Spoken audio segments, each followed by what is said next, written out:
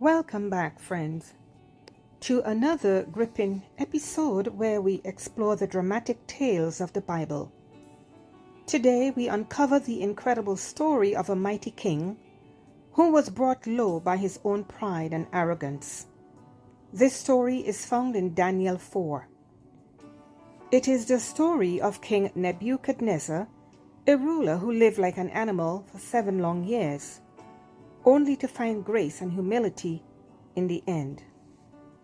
Our tale begins in the magnificent city of Babylon, where King Nebuchadnezzar ruled with absolute power. His kingdom was the most powerful in the world, a center of wealth, culture, and military might. The king himself, as a man of great pride, often gazed out of his vast empire and marveled at the works of his hands. One night, King Nebuchadnezzar had a dream that troubled him deeply. He saw a massive tree reaching up to the heavens and visible to the ends of the earth. The tree was lush and fruitful, providing food and shelter to all creatures. But then a messenger was sent from heaven commanding that the tree be cut down, leaving only the stump and roots, bound with iron and bronze. Disturbed and unable to sleep further or understand the meaning of the dream, the king summoned all the wise men of Babylon, magicians, enchanters, astrologers, and diviners, but none were able to interpret the dream. Finally, Daniel, known for his wisdom and connection to the God of Israel, was brought before the king. Daniel listened to the dream and was greatly troubled and filled with concern. He revealed to the king that the tree represented himself, his greatness and power, but because of his pride, God had decreed that he would be driven away from human society and would live like a wild animal.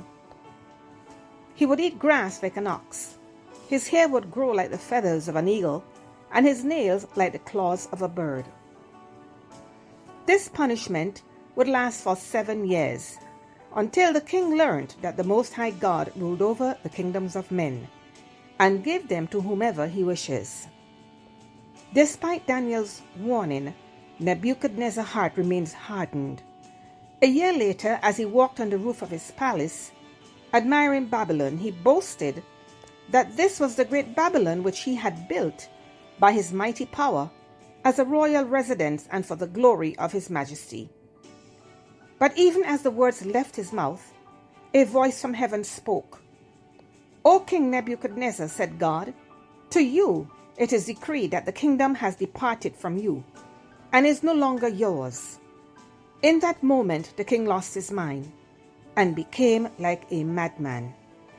He was driven into the fields where he lived like a wild animal, ate grass, and wandered aimlessly for 7 years.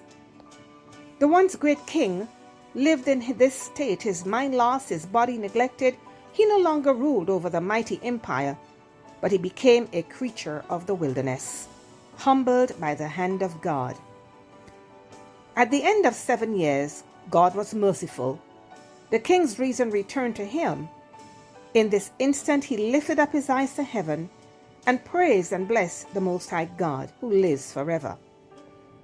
He acknowledged that God's dominion was everlasting and that his kingdom endured from generation to generation.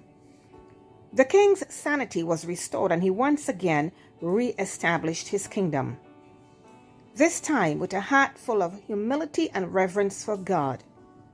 From that day on, Nebuchadnezzar knew all power and glory belonged to God alone.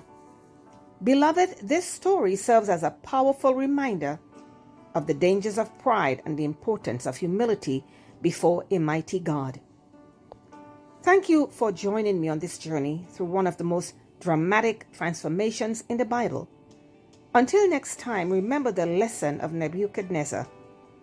Live your lives in humility and reverence before the one true God. Please remember to share and subscribe so others can hear these weekly Bible stories. God bless you is my prayer.